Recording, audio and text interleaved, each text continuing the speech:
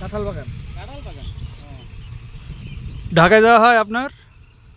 এটা হচ্ছে যে কাঁঠাল বাগান তো আছে, আমার আত্মীয় স্বজন আছে।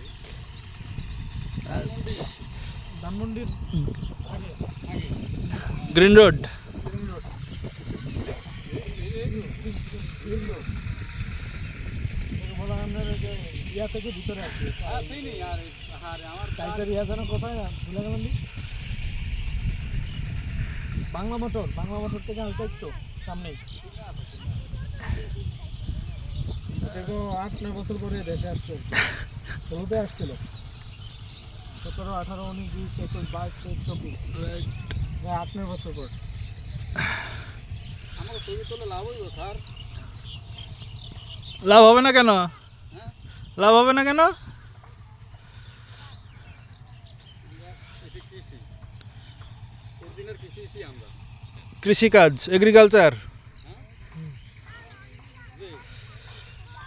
এগ্রিকালচার আমাদের সাবজেক্ট ছিল আমরা যখন স্কুলে পড়ছি। কৃষি শিক্ষা কৃষি শিক্ষা ক্লাস 6, 7, 8 3 বছর পড়ছি।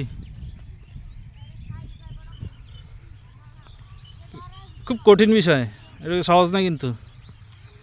কৃষি কিন্তু খুব কঠিন।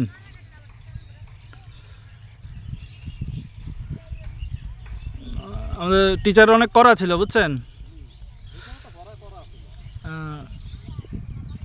অন্ত ভরা কঠিন না।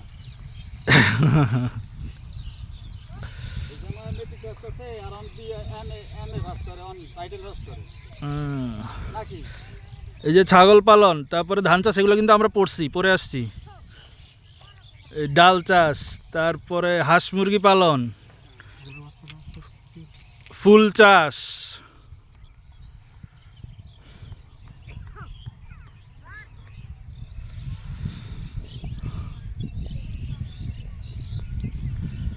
মাশাআল্লাহ।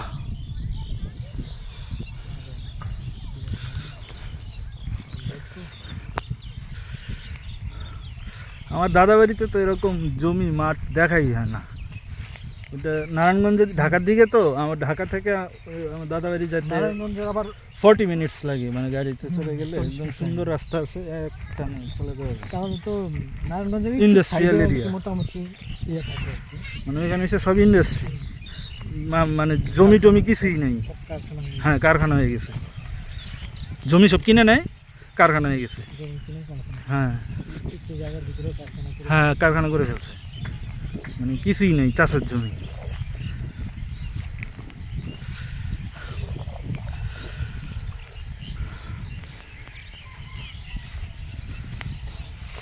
মাঠ ফসল বলতে কিছুই নেই একদম। এই ধানটা কেটে দিতে হবে। এটা পুরোটা কেটে ফেলছে। হ্যাঁ, এগুলো তো তুলে ফেলবে মনে হয়। কাটতেছে, হ্যাঁ।